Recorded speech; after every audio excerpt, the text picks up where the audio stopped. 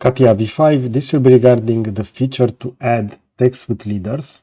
As you can see over here, we have one which is made with purple. We can go over here within the font, we can change the color, we can change the font size, and so.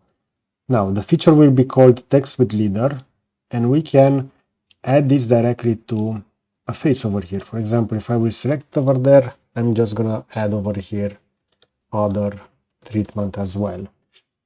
And as you can see, we're going to have the following. We can also drag this. That will make the line longer.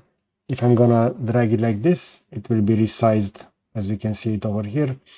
And we can also change over here the position of the arrow. As you can see, if I will bring it all the way over here, since I click on that location on the face, it will be added over there.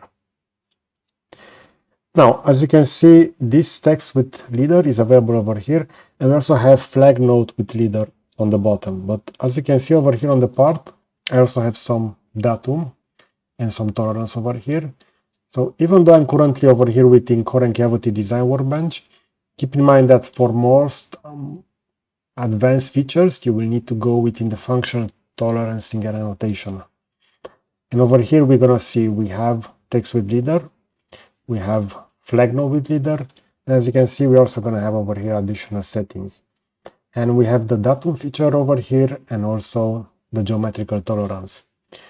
Okay, so I hope you find this kind of video useful. You're going to find a similar CATIA V5 tips and tricks over here on the left side, and I will also add a subscribe button to the right. So that's it. Thanks for watching.